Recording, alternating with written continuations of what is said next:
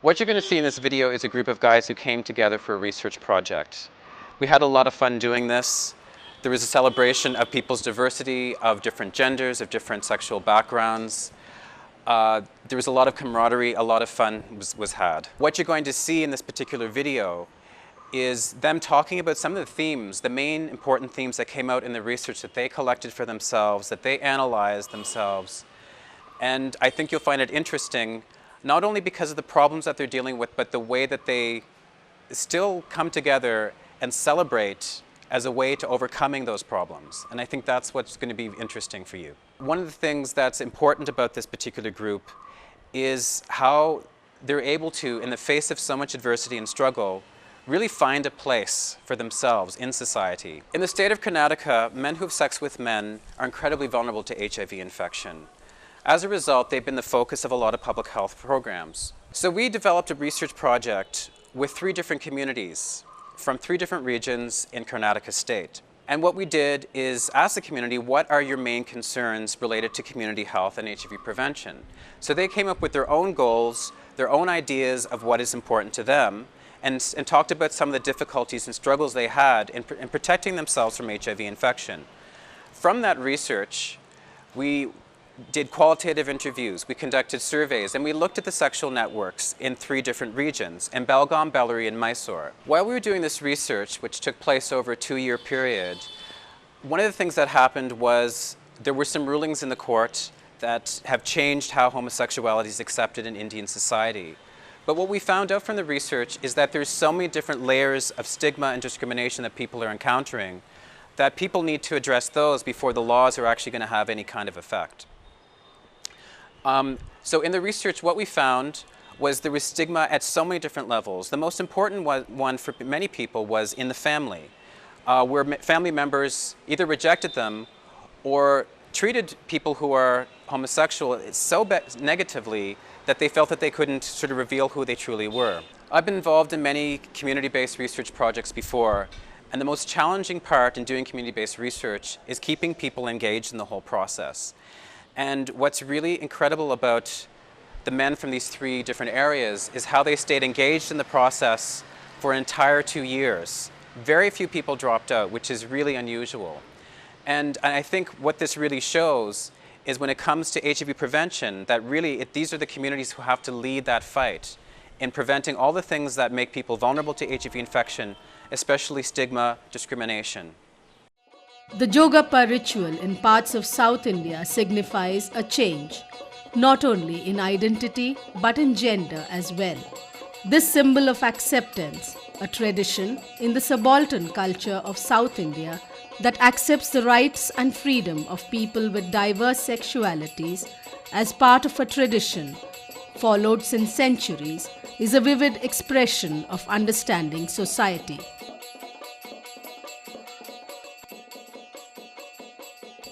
Chandni symbolizes a gender revolution in the country. It is a common sight to see a sari-clad, imposing, tall woman whizzing past the streets of Belgaum on a scooter. Her hair flying in the wind, a big bindi on her forehead, and a dozen anklets adorning her feet, Chandni is a different woman. Chandni was a man with a woman inside her. Her struggle to become a woman has borne fruit today, and she celebrates life and lives it on her terms. Her metamorphosis has been accepted by her society. A society which would recognize only a man or a woman is now recognizing a 3rd gender with ease.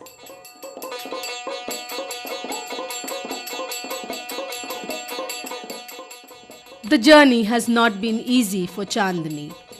Today, she is empowered and respected in society, and she plays a major role in organizing the 3rd gender across the state.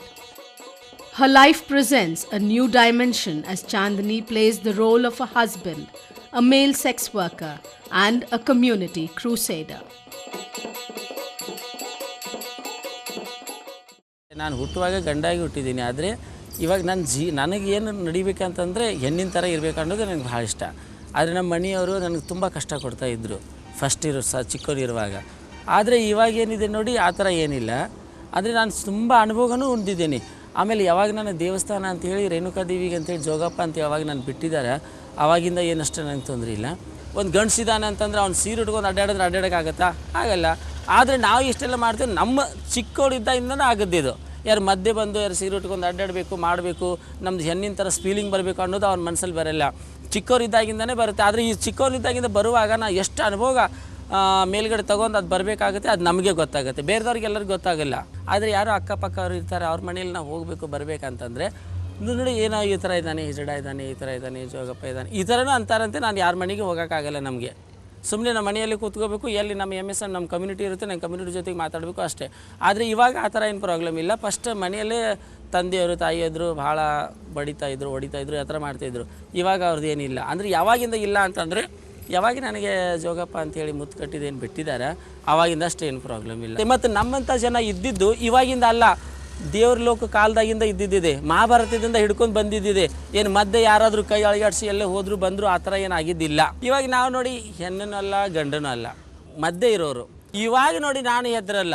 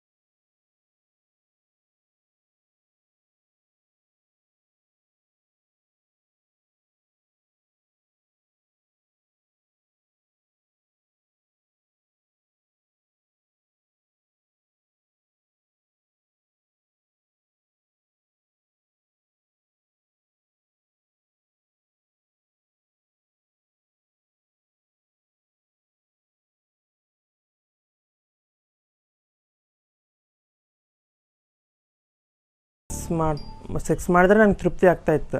Only ಗಂಡಸ್ರ ಜೊತೆ ಮಾತ್ರ ನಾನು sex ಮಾಡ್ತೀನಿ. ಬೇರೆ ಹುಡುಗಿರ ಜೊತೆ ಬೇರೆಯವ್ರ ಜೊತೆ sex ಮಾಡೋಕ್ಕೆ ನನಗೆ ಇಂಟ್ರೆಸ್ಟ್ ಇಲ್ಲ. ಹಾಗೆ ನಾನು ಹಳ್ಳಿ ಊರಲ್ಲಿ ಇದೇ ಥರ ಮಾಡಬೇಕಾದ್ರೆ ನಮ್ಮ ರಿಲೇಟಿವ್ನಲ್ಲಿ ನಾನು ಸೆಕ್ಸ್ ಮಾಡಿದೆ. 15 ವರ್ಷದಿಂದ ನಾನು ಗಂಡಸ್ರ ಜೊತೆನೇ ಸೆಕ್ಸ್ ಮಾಡ್ತೀನಿ ನಾನು. ಹಾಗೆ ಮತ್ತೆ ಒಂದು ದಿವಸ ಹೀಗೆ ಹೊರಗಡೆ ಫಿಲಿಮ್ ಥಿಯೇಟ್ರಿಗೆ ಹೋದೆ. ಫಿಲಿಮ್ ಥಿಯೇಟ್ರಲ್ಲಿ ನಮಗೆ ಇದೇ ನಮ್ಮ ಥರನೇ ಒಬ್ಬರು ಪರಿಚಯ ಆದರು. ಅವ್ರ ಜೊತೆ ನಾನು ಸೆಕ್ಸಲ್ಲಿ ಇನ್ವಾಲ್ವ್ ಆದೆ.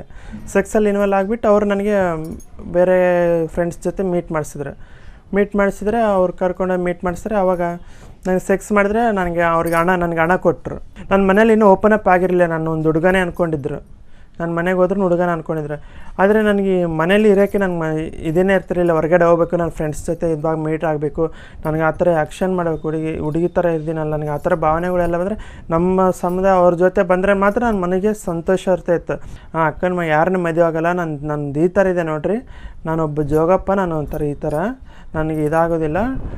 ನಮ್ಮ ಮನೇಲಿ ನಾವು ಪ್ರೊಫೇಜ್ ಮಾಡಬೇಕಂದ್ರೆ ಈಗ ಚಕ್ಕ ಗಿಕ್ಕ ಅಂತಂದ್ರೂ ಯಾರೂ ಕೇಳೋದಿಲ್ಲ. ನಮ್ಮ ಮನೇಲಿ ಈ ಥರ ನಾವು ಜೋಗಪ್ಪ, ನನಗೆ ಹುಲಿಯಮ್ಮ ಇದಿದೆ, ನನಗೆ ದೇವ್ರದ್ದು ಇದೆ, ನಾನು ಈ ಥರ ಸೀರೆ ಉಟ್ಕೊಂಡು ಇದ್ದಿದ್ರೆ ನಾನು ಚೆನ್ನಾಗಿರ್ತೀನಿ, ನೀವು ಚೆನ್ನಾಗಿರ್ತೀರ, ಈ ಥರ ಪ್ಯಾಂಟ್ ನಾನು ಇದೇ ಥರ ಇರಬೇಕಂತಂದ್ರೂ ನನಗೆ ಏನು ಇದು ಅನಿಸಲ್ಲ ಅಂತೇಳ್ಬಿಟ್ಟು ಅಲ್ಲಿಗೆ ಮಾಡಿದ್ರು. ನನ್ನ ಇದು ಮಾಡಿಕೊಂಡು ನಮ್ಮ ರಿಲೇಷನ್ ಎಲ್ಲ ಕರ್ಕೊಂಡು ಎಲ್ಲಿಗೋದ್ರು ದೇವಸ್ಥಾನಕ್ಕೆ ಹೋದ್ರು. ದೇವಸ್ಥಾನಕ್ಕೆ ಕರ್ಕೊಂಡೋದ್ರೆ ಅಲ್ಲಿ ದೇವಸ್ಥಾನದಲ್ಲಿ ಏನು ಹೇಳಿದೆ, ನನ್ನ ಮೈದ ತಡ್ಕೊಳಕ್ಕಾಗಲಿಲ್ಲ. ನಾನು ಈ ಥರ ಇದಂటే ನನಗೆ ಫುಲ್ಲು ಹುಡುಗಿ ಥರ ಇದು ಮಾಡೋದು ನೋಡಿಬಿಟ್ರೆ, ಇಲ್ಲ ಇವನಿಗೆ ಜೋಗಮ್ಮ ಇದು ದೇವ್ರ ಹುಲಿಯಮ್ಮದ ಸೊಗಡಿದೆ, ಇವನಿಗೆ ಸೀರೆ ಉಡಿಸ್ಬೇಕು ಅಂತಂದರು. ಮದುವೆ ಹೇಗೆ ಮಾಡ್ತಾರೆ, ಹುಡುಗಿದು ಮದುವೆ ಹೇಗೆ ಮಾಡ್ತಾರೋ ಅದೇ ಥರ ನಮ್ಮ ಸಂಪ್ರದಾಯ ಪ್ರಕಾರನೇ ಜೋಗಮ್ಮ ಮಾಡಿದ್ರು ನನಗೆ.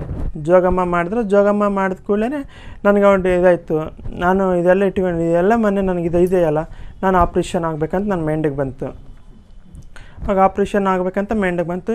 ಇದ್ದಕ್ಕಿದ್ದಂಗೆ ನಾನು ಅಲ್ಲಿಗೆ ಹಣ ದುಡ್ಡು ಅಡ್ಜಸ್ಟ್ ಮಾಡಿಕೊಂಡು ನಮ್ಮ ಫ್ರೆಂಡ್ಸ್ ಕರ್ಕೊಂಡು ನಾನು ಆಪ್ರೇಷನ್ಗೆ ಹೋಗ್ಬಿಟ್ಟೆ. ಆಪ್ರೇಷನ್ ಮಾಡಿಸ್ಕೊಂಡು ಮನೆಗೆ ಬಂದೆ ನಾನು. ಆದರೆ ಸಾಯಂಕಾಲ ಇದಕ್ಕೆ ಹೋಗ್ತೀನಿ, ಸೆಕ್ಸ್ ವರ್ಕ್ ಮಾಡೋಕ್ಕೆ ಹೋಗ್ತೀನಿ. ಎಲ್ಲಿ ನಿಂತ್ಕೊಂಡಿರ್ತೀನಿ, ಜಾಲಿಯಲ್ಲೇ ಬೇಲಿಯಲ್ಲೇ ಎಲ್ಲ ನಿಂತ್ಕೊಂಡು ನಾನು ಸೆಕ್ಸ್ ವರ್ಕ್ ಮಾಡೋಕ್ಕೆ ಹೋಗ್ತೀನಿ. ಸೆಕ್ಸ್ ವರ್ಕ್ ಮಾಡೋಕೆ ಹೋಗ್ಬೇಕಾದ್ರೆ ಅಲ್ಲಿ ರೌಡಿಗಳು ಬರ್ತಾರೆ, ಎಲ್ಲರೂ ಬರ್ತಾರೆ, ಅವ್ರ ಹತ್ರ ಎಲ್ಲ ಒದೆ ತಿನ್ನಬೇಕು, ಅವ್ರು ಕೇಳ್ದಂಗೆಲ್ಲ ಹಣ ಕೊಡಬೇಕು, ಆ ಥರ ಎಲ್ಲ ಇದು ಮಾಡಿಕೊಟ್ಟು ಸೆಕ್ಸ್ ವರ್ಕ್ ನಾನು ಮಾಡಬೇಕು. ಅದು ಮಾಡಿಕೊಂಡ್ರೆ ನನಗೆ ಜೀವನ ನನಗೆ ನಡೆಯುತ್ತೆ. ಮನೇಲಿ ಕೂತ್ಕೊಂಡ್ರೆ ನನ್ನ ಜೀವನ ನಡೆಯಲ್ಲ. ಯಾಕಂದ್ರೆ ಒಬ್ಬ ಪೊಲೀಸ್ರ ಕಡೆಯಿಂದ ತೊಂದರೆ ಬಂತು ನನಗೆ. ಪೊಲೀಸರು ಏನಂದರೆ ಇದು ಮಾಡಬೇಕಾದ್ರೆ ನೀನೇ ಯಾಕೆ ಈ ಥರ ಮಾಡ್ತೀರ ಅಂತ ತೊಗೊಂಡೋಗಿ ಒಳಗಡೆ ಜೈಲಲ್ಲಿ ಹಾಕಿದ್ರು ಒಂದು 15 ದಿವಸ. ಏನು ಫುಲ್ಲು ಒಂದು ಸರಿ ಸೀರಿಯಸ್ ಆಯಿತು. ಇದು ಮಾಡಿದ್ರೆ ಡಾಕ್ಟ್ರ್ ಹತ್ತಿದ್ರೆ ಡಾಕ್ಟ್ರು ನಂಗೆ ಚೆನ್ನಾಗಿ ಟ್ರೀಟ್ಮೆಂಟ್ ಮಾಡಲಿಲ್ಲ. ಹೊರಗಡೆ ಒಂದು ಹೆಣ್ಣು ಹೋಗ್ತಾ ಇರ್ತಾಳೆ, ಚೆನ್ನಾಗೇ ಇರ್ತಾಳೆ, ಅವ್ರಿಗೇನು ಯಾವ ಥರ ತೊಂದರೆ ಕೊಡೋಲ್ಲ. ಆದರೆ ನಾವು ಹೋದರೆ ಯಾಕೆ ತೊಂದರೆ ಕೊಡ್ತಾರೆ? ಒಂದು ಹುಡುಗನ ಮ್ಯಾರೇಜ್ ಮಾಡ್ಕೊಂಡಿದ್ದೀನಿ ನಾನು.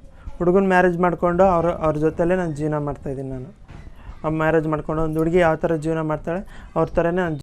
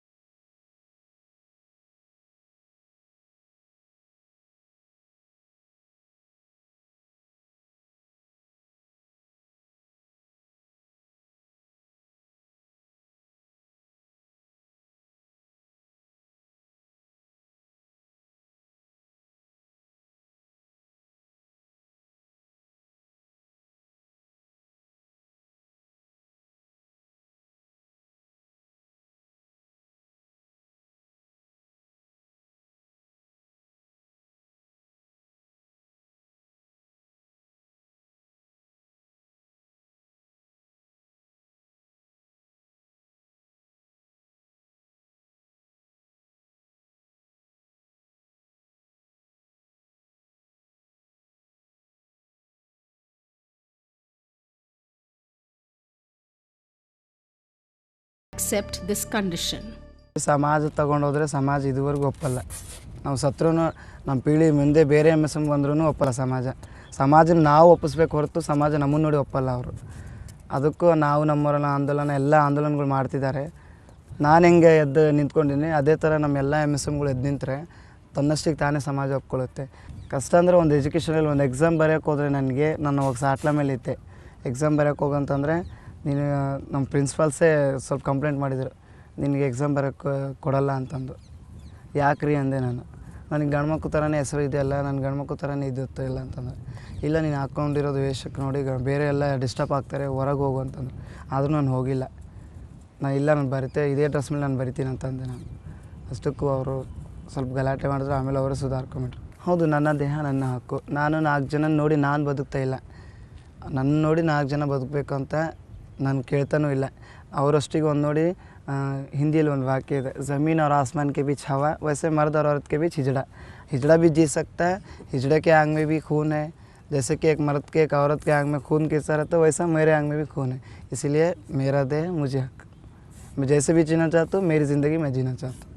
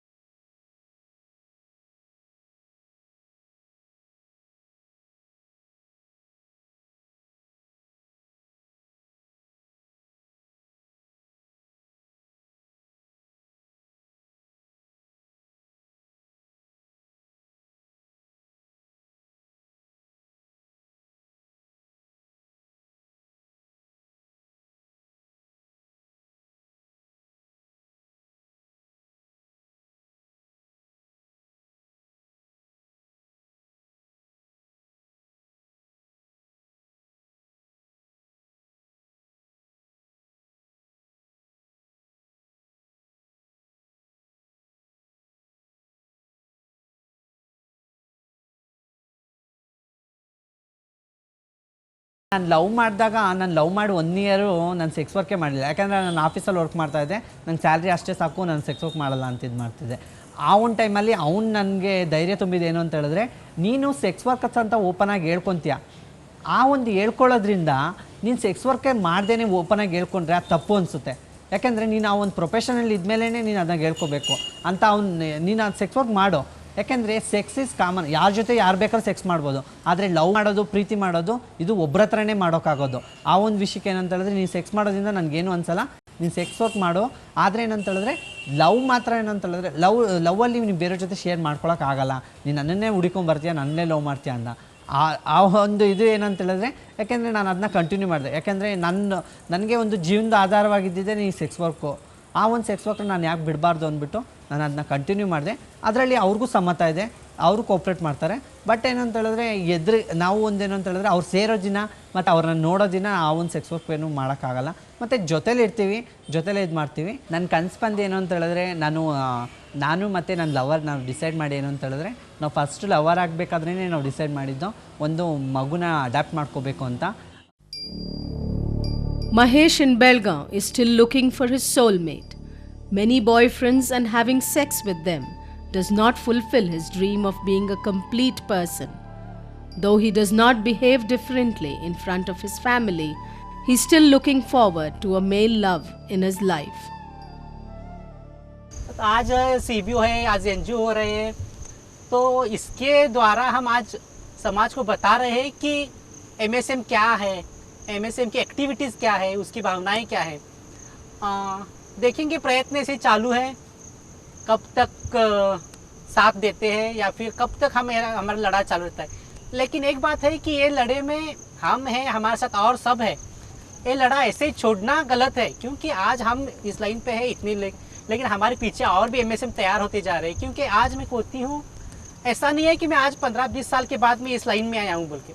ये जो मेरी फीलिंग्स है वो मैं जैसे जन्म हुआ था तभी से ही मेरी फीलिंग्स है. तो आज मुझे कोई बोले कि तू एक लड़का है तो एक लड़की की तरह ही जी, या फिर तू तेरे फ्रेंड्स बदल डाल, बहुत से आज भी मुझे ऐसी बातें सुननी पड़ती है कि वो सुन के सच में बहुत दिल को लगता है कि वो नहीं, वो लड़के अच्छे नहीं हैं, उनका साथ छोड़, तू बाद में सुधर जाएगा बोल के. लेकिन क्या वो लड़कों का साथ छोड़ने के बाद मैं सुधर जाऊँगा, या क्या फिर मेरी तमन्नाएँ बोलो या फिर मेरी नीड्स है, मेरी इच्छाएँ हैं, वो मैं अगर किसी जनरल पीपल या कोई बाहर का लड़की के साथ फ्री करूँगा तो मैं उसके साथ रहूँगा तो भी मेरी फीलिंग्स वैसे ही रहेगी. और हमारे कम्युनिटी में एक लड़की की ज़िंदगी जीता हूँ. मैं आज किधर बाहर जाऊँ तो मैं साड़ी पहन के ही घूमता हूँ, लेकिन बेलगाम में हूँ तो लड़के के. आज मुझे गर्व है कि मैं आज लड़के की भी ज़िंदगी जी रहा हूँ और लड़की की भी, एक ही साथ में 2 ज़िंदगी आज जी रहा हूँ. तो इस बात का गर्व है और मुझे बहुत खुशी है कि MSM में हूँ बोल के कोती हूँ, क्योंकि खुश हूँ मैं ये लाइफ में, मैं बहुत खुश हूँ. क्योंकि अगर मुझे आज बोलेंगे कि तू पंथी की तरह जीवो तो वो मुझे साथ दे, वो शक्य ही नहीं है मुझे. क्योंकि मैं और चाह के भी मैं नहीं रह सकता, क्योंकि मेरी खुशी MSM रहने में ही है. क्योंकि एक आदमी जो मुझे सुख दे सकता है, वो औरत के साथ मैं सुख नहीं बांट सकता और उसके साथ ही खुश है. मेरी एक ख्वाहिश है कि मैं भी शादी करूं और पंथी के साथ या फिर एक जेंट्स के साथ शादी करूं और उसके साथ मेरा संसार बसे. Undeterred by poverty, Prakash is proud of being an MSM. He helps his mother make vadas to sell on the road, an obligation as being part of the family. His eyes light up as he talks about his adopted daughter, but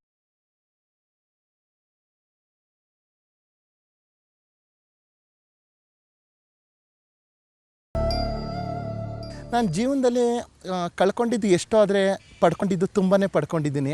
ಒಂದು ಕಡೆ ಕಷ್ಟ ಅನುಭವಿಸಿದ್ರೆ ಇನ್ನೊಂದು ಕಡೆ ತುಂಬಾ ನಾನು ಸುಖನ ಅನುಭವಿಸಿದ್ದೀನಿ. ಏನಪ್ಪ ಅಂತಂದರೆ ಈ ನಮ್ಮ ಒಂದು ಮೇಲ್ ಸೆಕ್ಸ್ ವರ್ಕರ್ ಜೀವನದಲ್ಲಿ ಎಷ್ಟೋ ರೀತಿ ನಾನಾ ರೀತಿಯ ತೊಂದರೆಗಳು, ಹಿಂಸೆ, ಮನೆಯಿಂದ ಆಗಿರ್ಬೋದು, ಸಮಾಜದಿಂದ ಆಗಿರ್ಬೋದು, ಅಕ್ಕಪಕ್ಕವರಿಂದ ಆಗಿರ್ಬೋದು, ನೆರೆಹೊರೆಯಿಂದ ಆಗಿರ್ಬೋದು, ನಮ್ಮ ಫ್ಯಾಮಿಲಿಲಾಗಿ ತುಂಬ ನಮ್ಮಂಥವ್ರು ಇದರಲ್ಲಿ ಕಷ್ಟನ ಅನುಭವಿಸ್ತಾ ಇರ್ತಾರೆ. ಆ ಒಂದು ಕಷ್ಟದಲ್ಲಿ ನಾನೂ ಒಂದು ಪಾಲುದಾರನಾಗಿದ್ದೀನಿ. ಮತ್ತು ಇವತ್ತಿನ ದಿನ ನಾನು ಈ ಒಂದು ಜೀವನ ನಾನು ಯಾವ ರೀತಿ ಉತ್ತಮವಾಗಿದೆ ಅಂತ ಹೇಳಕ್ಕೆ ನಾನು ಇಷ್ಟಪಡ್ತೀನಿ. ಯಾವತ್ತೂ ಈ ಸಮಾಜ ನನ್ನನ್ನು ಗಾಂಡು ಚಕ್ಕ ಏನೇನು ಕೆಟ್ಟ ರೀತಿಲಿ ಅಂತ ಇದ್ರು, ಇವತ್ತು ಅದೇ ಜನ ನನ್ನನ್ನು ನಮಸ್ಕಾರ ಮಾಡ್ತಾರೆ. ಪೊಲೀಸವರಾಗಿರ್ಬೋದು, ಗೂಂಡ ಆಗಿರ್ಬೋದು, ಪ್ರತಿಯೊಬ್ಬರು ನನಗೆ ನಮಸ್ಕಾರ ಮಾಡ್ತಾರೆ. ಯಾವುದೇ ಒಂದು IR ಆಫೀಸರ್ ಹತ್ರ ಹೋದಾಗ ನಾನು ಪೊಲೀಸವ್ರು ಕಂಡ್ರೆ ಎದುರ್ತಾ ಇದ್ದರೆ, ಆದರೆ ಇವತ್ತು ನನ್ನ ಒಂದು ಎಂಪವರ್ಮೆಂಟ್ ಏನಪ್ಪ ಅಂದರೆ ಆ ಪೊಲೀಸ್ನವ್ರಿಗೆ ನಾನು HIV ಮಾಹಿತಿ ಬಗ್ಗೆ ಟ್ರೈನಿಂಗ್ ಕೊಡೋಕ್ಕೆ ಹೋಗ್ತಾ ಇದ್ದೀನಿ. ಮತ್ತು ಎಲ್ಲಿ ಬೆಂಗಳೂರು ಯೂನಿವರ್ಸಿಟಿಲಿ ಸಹ ನಾನು ಅಲ್ಲಿ ಒಂದು 60 ಜನ ಕೌನ್ಸಿಲರ್ ಬಂದಿದ್ದರು. ಅವ್ರಿಗೂ ನಾನು ನಮ್ಮ MSW ಅಂದ್ರೇನು, MSM ಅಂದ್ರೇನು, TG ಅಂದ್ರೇನು, HIV ಯಾವ ರೀತಿ ಬರುತ್ತೆ, ನಾವು ಸೆಕ್ಸ್ ವರ್ಕರ್ ಆಗಿ ಬರೀ ನಾವು ಸೆಕ್ಸ್ ವರ್ಕ್ ಒಂದೇ ಜೀವನ ಅಲ್ಲ, ನಾವು ಬೇರೆಯವ್ರಿಗೆ ಮಾದರಿ ಆಗಿದ್ದೀವಿ. HIV ತಡೆಗಟ್ಟ ಕಾರ್ಯಕ್ರಮದಲ್ಲಿ ನಮ್ಮದು ಮುಖ್ಯವಾದ ಪಾತ್ರ ಆಗಿದೆ ಅಂತಲೂ ಸಹ ನಾನು ಹೇಳ್ತೀನಿ. ನನ್ನ ಸಮುದಾಯದವ್ರು ನನ್ನನ್ನು ತುಂಬಾ ಇಷ್ಟಪಡ್ತಾರೆ. ನನ್ನ ಕೋತಿಗಳಾಗಿರ್ಬೋದು, ನನ್ನ ಇಜಡಗಳಾಗಿರ್ಬೋದು, ಬರೀ ಮೈಸೂರಿಗೆ ಸೀಮಿತ ಆಗಿಲ್ಲ ನನ್ನ ಜೀವನ. ಬಳ್ಳಾರಿ, ಬೆಳಗಾಮು, ಬೆಂಗಳೂರು, ಹೈದ್ರಾಬಾದ್, ಪ್ರತಿಯೊಂದು ಕಡೆ ನಾನು ಎಲ್ಲೆಲ್ಲಿ ಹೋಗ್ತೀನಿ ಅಲ್ಲೆಲ್ಲ ನನ್ನ ಜೀವನದ ಬಗ್ಗೆ ನಾನು ಅವ್ರಿಗೆ ಹೇಳ್ತೀನಿ. ಅಲ್ಲಿ ಯಾವ ರೀತಿ ಕಷ್ಟದಿಂದ ಇರ್ತಾರೋ ಅವರು ಮುಂದೆ ಬರಬೇಕು, ಸಮಾಜದಲ್ಲಿ ಅವರು ಮುಖ್ಯವಾಹಿನಿಗೆ ಬರಬೇಕು. These struggles have not been in vain. Acceptance by the world around them is also happening. Thanks to the media, open debate in society, homosexuality is not something that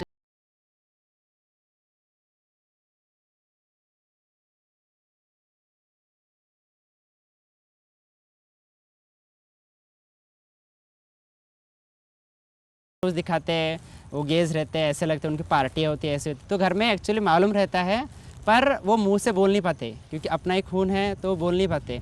तो उनको मालूम रहता है पर है, पर मेरे को लगता है मेरे घर से कुछ मेरे को प्रॉब्लम कभी नहीं हुआ।